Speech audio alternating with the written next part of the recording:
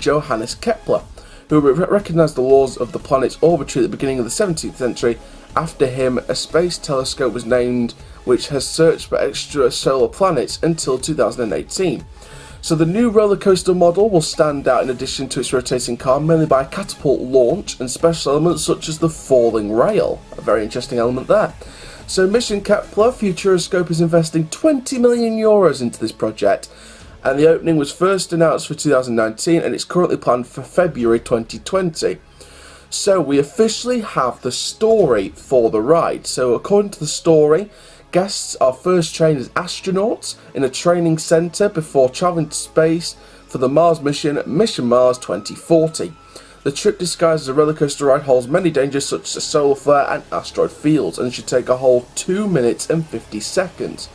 So we already know that the free fall is to be simulated by a rail crashing into the depths with the roller coaster train. The mission launch could be a catapult acceleration of the train.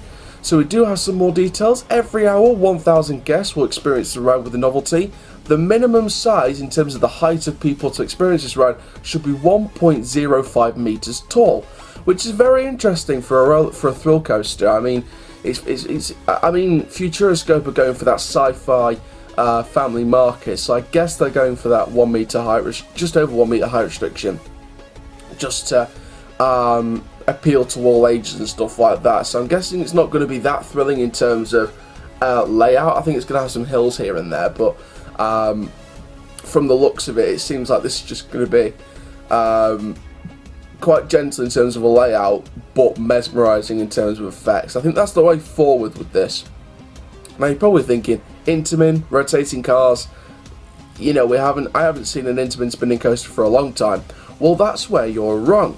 So the roller coaster train consists of 3 rotating cars with 4 people sitting back to back, and the new attraction of course is pronounced by Intamin.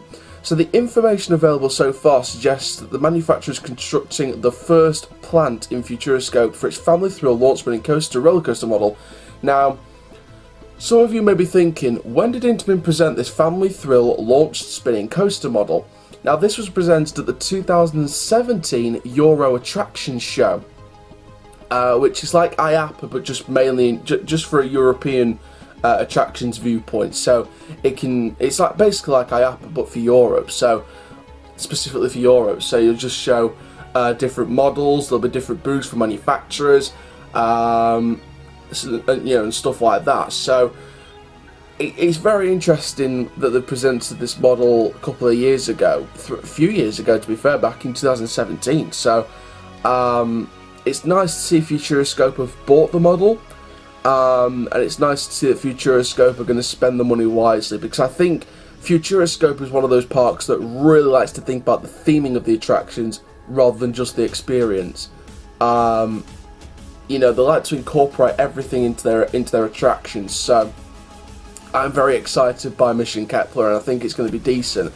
Now, of course, it is just a provisional name, Mission Kepler, but I do think it'll be a really decent, name for the ride. I think it'll be a really good, like a permanent name for the ride. I think, you saw the concept image on your screen earlier. That was the station. It seems like it's going to have black track and black supports just to sort of incorporate it. But you see the black greyish station building themed like the Kepler Space Academy. I think they're going to really incorporate this very, very well, and the fact they've removed an IMAX cinema for a €20 million coaster is unbelievable. So I'm very, very excited personally for this, to see what Futuroscope have got up their sleeve for this year. So, like I said, it's nice to see them investing in the families this year, and then next year it's all systems go for the coaster. I don't think it's going to get pushed back anymore. I don't think it'll get pushed back to like 2021 or something like that. I think they're well on track to sort of try and complete this fight by around February. I think if there was a pushback, I'd only push it back to between March and May 2020. That's the only time I'd probably push that back. So it's very interesting to see how the construction process is going to come along, what it's going to be like. It's going to be very interesting to see what happens with this. So there we go. So that's this news then from Futuroscope. Like I said, I am super, super excited for this. It's nice to have something close to home.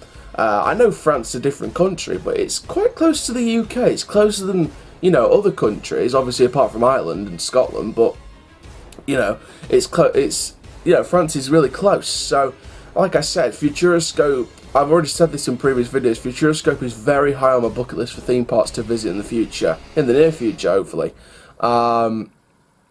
You know, if I'm in France any time, like going back to Disneyland Paris or something, then I'll definitely look at doing Futuroscope as well as Disneyland Paris and maybe Parc Asterix. So, like I said, I might give well, if I was to do a France trip, I'd probably give it a few years just to get the new Parc Asterix coaster in.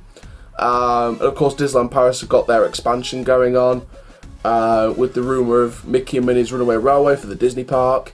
And of course the 3 brand new areas to Star Wars, Frozen, and Tangled over in the Walt Disney Studios park, along with the Marvel Land replacing Armageddon Special Effects, Rock and Roller Coaster starring Aerosmith, so different things like that happening.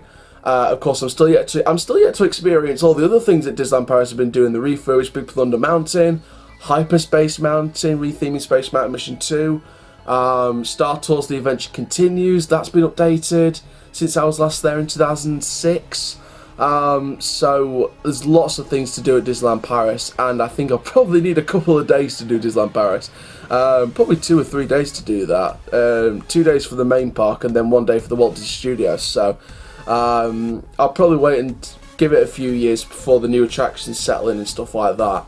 But I'm very, very excited because I really want to get back to Disneyland Paris, and then on the 4th day of the week do Parc Asterix, get the new Intamin launch coaster in, Osiris, Pegasus Express, Tonne de Zeus, loads of these attractions that I've heard a lot about, and I've heard a lot of great reviews about from Parc Asterix.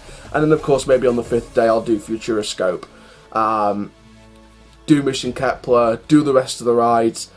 It's gonna be it'll be a great trip. It's definitely a trip that I've been planning for a couple of years, and hopefully in the near future I want to put that trip into effect. I want to go to Disneyland Paris, Walt Disney Studios, Futuroscope, Parc Asterix all in 1 week. So it'd be nice to do that trip. So give it a few years perhaps. Wait until the new coaster comes to Parc Asterix. Give Mission Kepler time to settle in. Disneyland Paris is all out there, updates across both parks. So there we go. So that's this news update then from Futuroscope. Make sure you like, comment, subscribe and click the notification bell so you never miss a video. For now, my name is Coaster Chall YouTube channel. Keep learning the Coaster Life by Doers. Getting closer and closer to 350 subscribers. And I'll see you guys in the next video. Take care. Have an awesome day, my friends.